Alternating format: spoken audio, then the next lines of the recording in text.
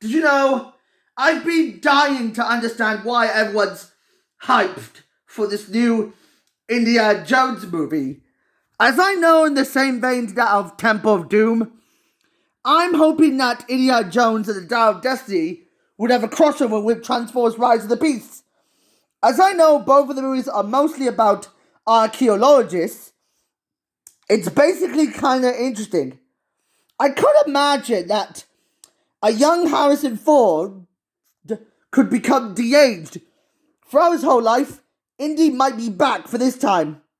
As I noticed that this movie dealt with the backdrop of Indy's adventures to take on the US government, but they recruited his old enemies to beat the Soviet Union to make it to space. But Helena teams up with his journey, but Voller is ploying to make the world a better place as he sees fitting to do this. But for Transformers Rise of the Beasts, it's mostly about a team of archaeologists from Brooklyn trying to discover an ancient conflict and globe-trotting journey that ties the three factions, the Maximals, Predacons, and Terracons. That also adds Autobots and Decepticons, which makes 5 factions, of course. But that'll be nothing compared to what I'm going to review to Crash Bandicoot 2 Cortex Strikes Back.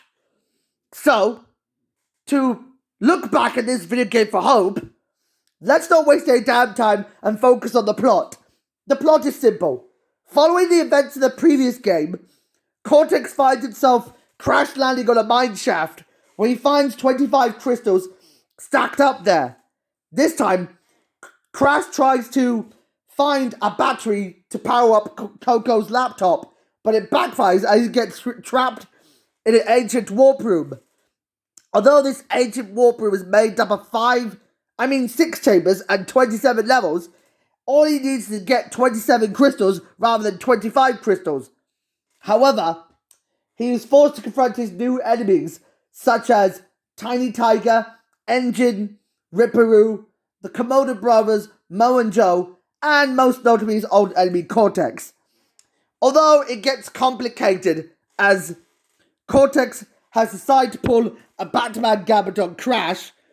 For some reason about the whole problem, this whole Batman gambit thing, according to one of its articles, being that what I saw in everything related to Batman, like in the Batman 2004 or in Beast Wars from the 1986 cartoon and its sequel, Beast Machines, we need to find out what happened in the plot twist of Crash 2.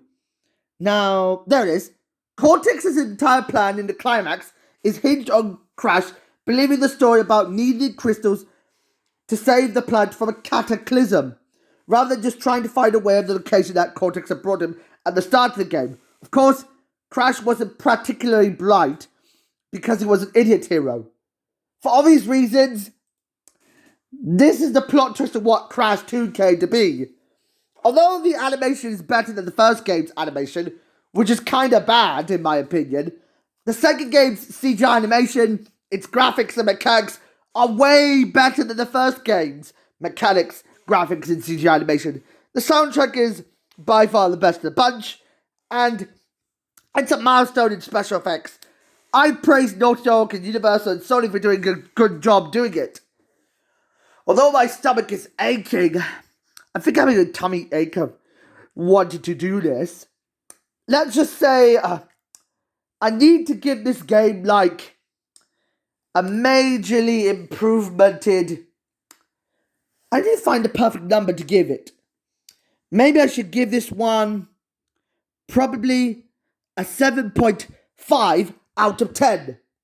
Specifically, it has some bad qualities that Tona Bandicoot is nowhere to be found, and they didn't bring back Papu Papu, and most notably Pinstripe Potoro and Koala Kong. Although Dr. Nitrous Brio does get reformed thanks to a heel face turn in the secret ending where you destroyed the Cortex Vortex, which is a parody of the Death Star from Star Wars. I know this video game has nothing to do with Star Wars, in what Cortex was claiming to Crash that he was his father. Oh, wait a minute! Cortex was Crash's father? Does that sound something familiar to that scene from Toy Story 2? The one where Zurg told to Buzz that he was his father? Let's find out. Surrender, Buzz Lightyear. I have won. I'll never give in. You killed my father. No, Buzz. I am your father. Oh, I get it. It turns out that Cortex was actually Crash's father all along. Although I don't know what happened to Crash's parents, they might be killed some time ago by some bounty hunter. It's kind of ridiculous that this has got nothing to do with The Empire Strikes Back for some reason. Can you imagine if there was a Star Wars Crash Bandicoot crossover if we had a Darth Cortex and a Crash Skywalker? I'm not trying to rip off Star Wars for no Pete's sake. Oh, for Pete's sake, for no giving reason. This is the technically correct plot twist I've ever imagined in a video game. Why would they do this to the two characters? That reminds me of that one episode of Star Wars Visions, the one where I remembered seeing myself watching The Village Bride. That one episode where I had Karen Fukuhara to flirt with. Yeah, the one where she takes down some Sith General Grievous. It could be up for an Oscar. Once she takes down General Grievous at a planet full of human aliens. That sounds like a fan fiction if Crash Bandicoot had Karen Fukuhara to flirt with. Like, wait a minute, am I thinking of bestiality? Bestiality. Bestiality. Bestiality? Wait a minute. Bestiality. Wait. Have I snapped out of my mind of this whole bestiality problem? Oh man. I just had to understand what the heck is bestiality doing here. I think I probably ran out of ideas to do so. So, what can I think of bestiality? How to make bestiality? Beastie freaking ality. Wait. Let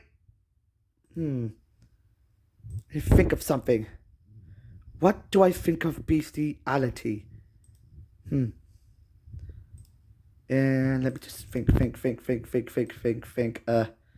So, if I shipped Crash Bandicoot and Kipo, does that sound like a good idea to ship a Jaguar girl with an orange Bandicoot who loves Wumpa Fruits and he always spins his way out of here? Wait a minute. That reminds me of that one ending from Gex. Gex 3 ending. Now let's check this out. And then, after he showed me his entire collection of Star Trek bloopers, he asked me to marry him. Actually, he insisted. That's my dad. Good thing I got you out of there when I did. Now, back to you and the... Like this, sir. Alfred, not now. There seems to be an emergency, sir. The world needs your I help. can't hear you. The signal seems to be breaking up. Next, I'll play later. As I was saying, extra, my love. It's still time. Wait a minute. Wait a second. Let me just focus on what is going on with the whole review. Now let me find the ending and...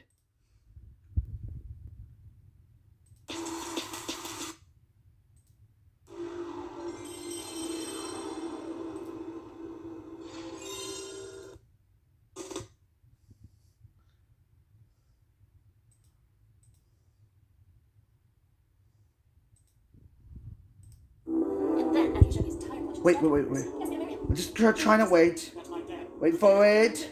Now, back to you and the... Like this, sir. Alfred, not now. There seems to be an emergency, sir. The world needs your help. I can't hear you. The signal seems to be breaking up. Next, I'll play later. As I was saying, extra, my love. It's still time. Come here, you silly gecko. Oh no. What the heck is this? Oh my god. Wait a minute. I didn't understand. What did I understand about bestiality? I didn't understand why I looked at it. But I just have no idea what to think of, but I'm not in a kawaii mood. I've been screwed up for too long on seeing this. I feel like I'm having a nightmare about bestiality. Okay. I just don't get it with that stuff, and I'm not in this mood right now, and I'd probably have to stay away from that stuff I'm seeing on DigiCharat, and that's it. Go home, everyone. Good night, everyone. Good night, good night, good night. I have random ideas, so bye-bye.